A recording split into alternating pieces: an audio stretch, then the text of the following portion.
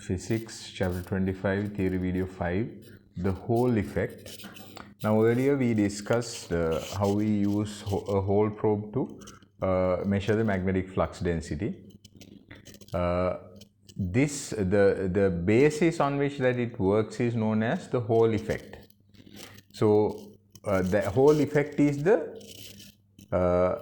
production of a potential difference across an electrical conductor when it is exposed to an external magnetic field in a direction perpendicular to the current. So basically what happens is, now there is an electrical conductor. In this electrical conductor, you know that there are positive and negative charges. When it is exposed to an external magnetic field in a direction perpendicular to the current, a potential difference is generated. So that is what's referred to as the Hall effect. So the Hall voltage that is produced across the sides of the conductor is what happens. There is a Hall voltage that is produced across the sides of the conductor. So now here we are discussing about this slice of the conductor, and there is an external magnetic field B acting perpendicular to the direction of the current. So if it is a metal, we know that it is due to the flow of electrons. These electrons will feel the magnetic force. Then this force will allow these electrons to move to one side of the conductor. So they gather at one point. So then the other side, the opposite side of the slice, is deficient of electrons. So as a result, there is a potential difference that is being generated, which is known as Hall voltage. This voltage is going to be developed across the conductor, and this Hall voltage VH, we refer to it as VH, is going to be constant for a particular current and is directly proportional to the magnetic flux density of the external magnetic field. So that means higher the magnetic flux density of the external magnetic field, higher is going to be the VH, Hall voltage is going to be higher. So now we know a lot of equations in relation to electric current, and also to the forces that are being applied. So we amalgamate these things to bring out an equation for the Hall voltage. So as you can see here, the Hall voltage is due to the formation of negative charges in this side as against this side, right? So what happens is, when this Hall voltage has been developed across these two sides, we know that electrical force makes the electron get or push towards the left because of the electrical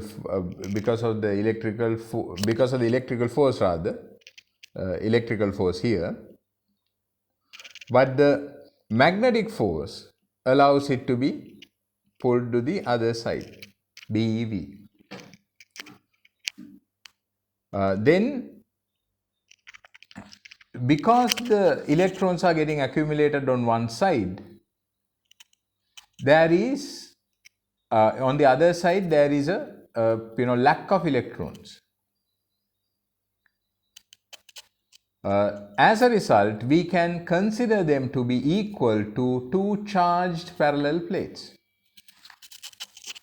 So because of that, we can take the same equation, E equals VH upon D. E equals VH upon D. D is the width of the slice. I hope that makes sense, and I hope you understand that.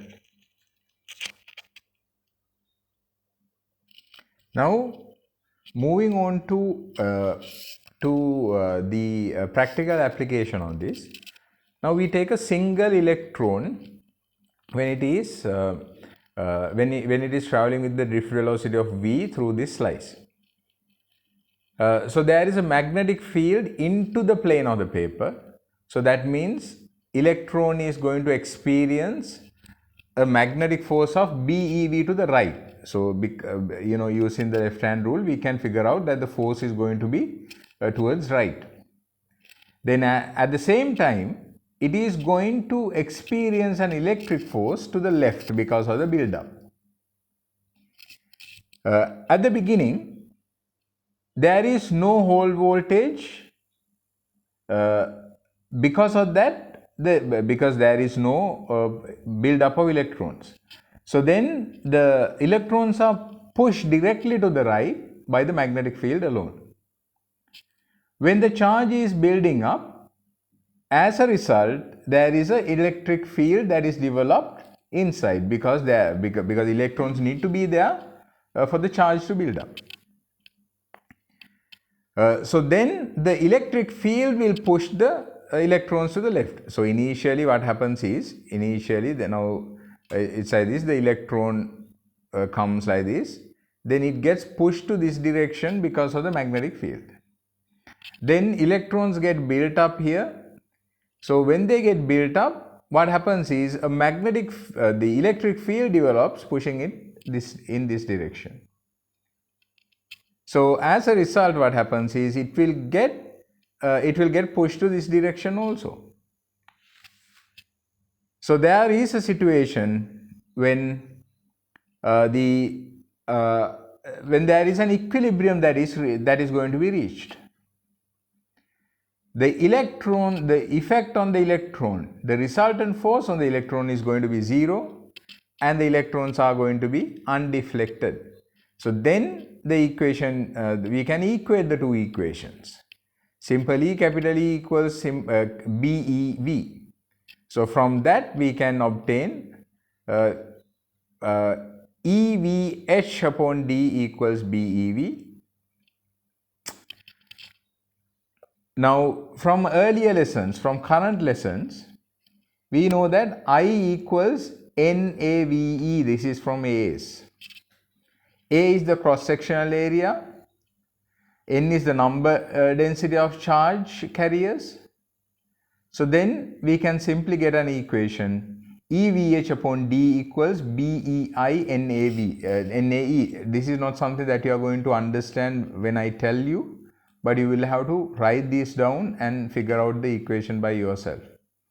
Then when you get the VH equation and also get rid of E because there is E on either side, we will get VH equals BID upon NAE because there is one E as the denominator.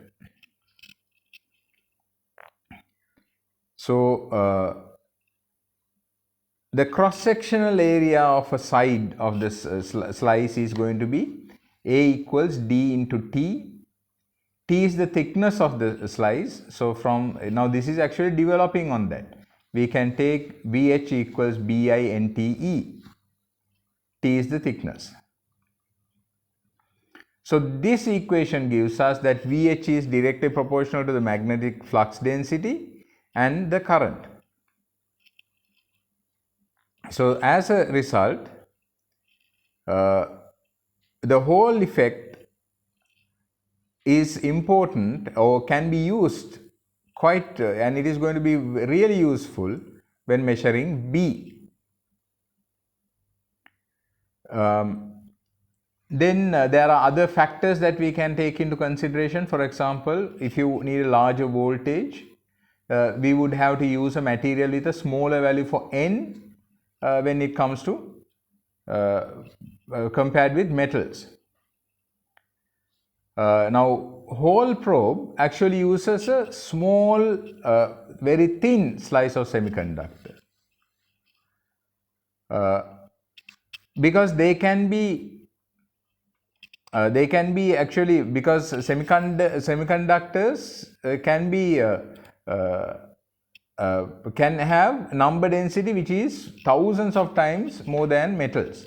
As a result, we can obtain a hole voltage thousands of times larger than metals.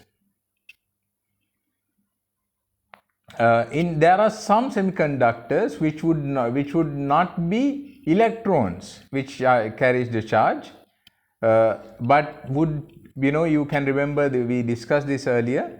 The charge is carried by holes, charge particles called holes.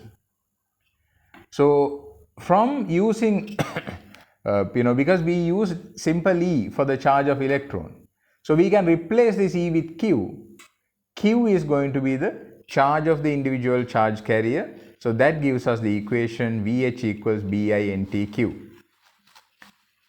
Right? And you must learn how to derive this equation, because this is something that they can ask. So that is the entire prospect of how this equation is reached. That is something that you must remember, learn, and have it by heart in your mind.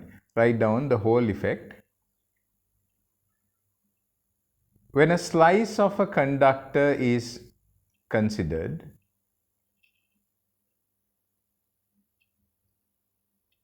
which is being subjected to a magnetic field perpendicular to the current,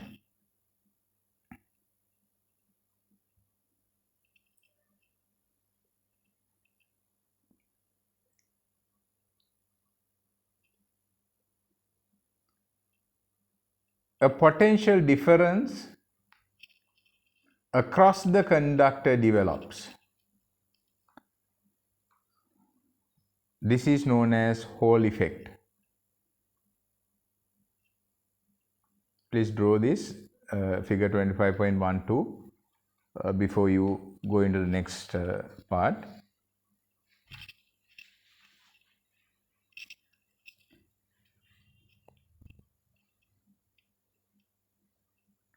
Due to the force created by the magnetic field, electrons, within brackets charged particles, will get deflected to the right.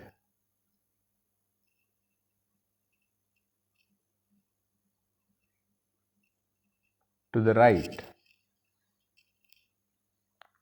However, as the charge builds up,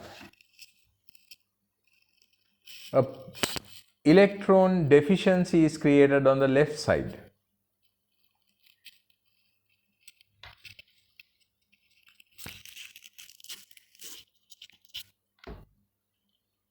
This results in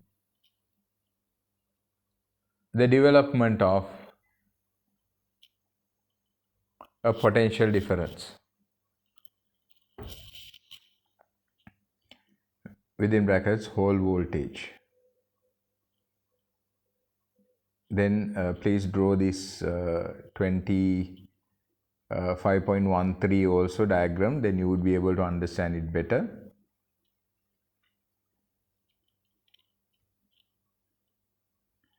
Leave a line and write. As a result of these two forces, the resultant force on the electron would become 0.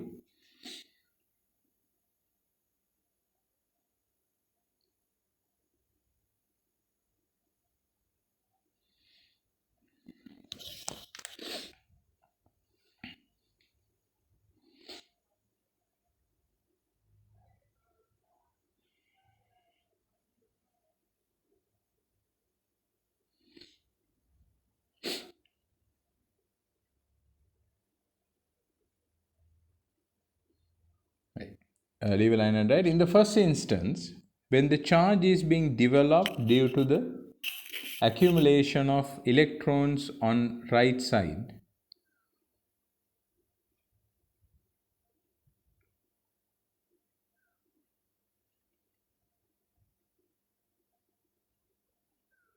we can obtain an equation for the electric field strength.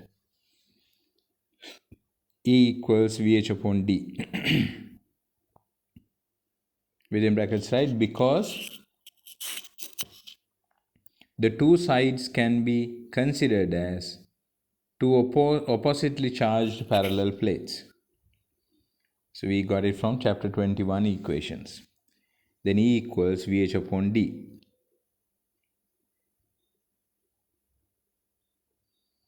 Leave a line and write.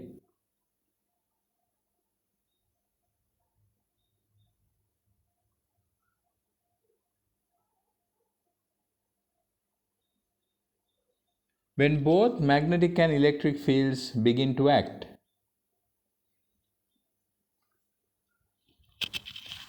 the electrons will not deflect. As a result, the two forces become equal. Simple E capital E equals capital B simple E V. Then instead of E, we can put this equation E equals VH upon D. Then we get E VH upon D equals BEV.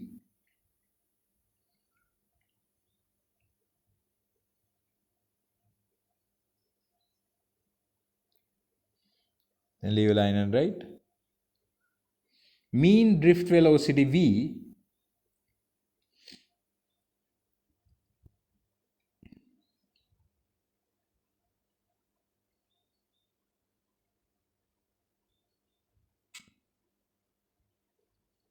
is related to the current by I equals NAVE.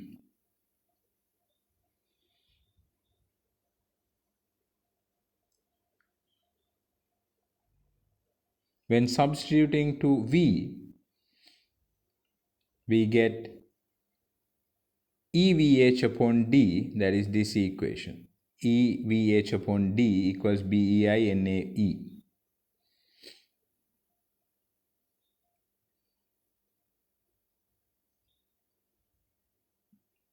Therefore, VH equals BID upon NAE, that is cross multiplication and cutting E. Because cross-sectional area A equals D into T, we can get the equation VH equals BI upon NTE.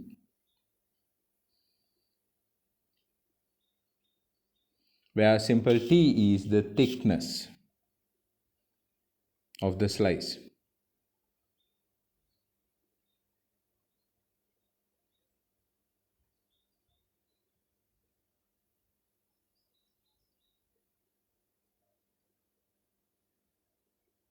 Then we get the equation VH equals BI upon NTE, where T is the thickness. Leave a line and write. In semiconductors, in some semiconductors, charges are carried by holes. Therefore, instead of E, we use Q to show that it is a charge. So VH equals BI upon NTQ. I hope you understand. If you understood, please do question number 8 and 9. After that, we will move on to the last bit of this lesson.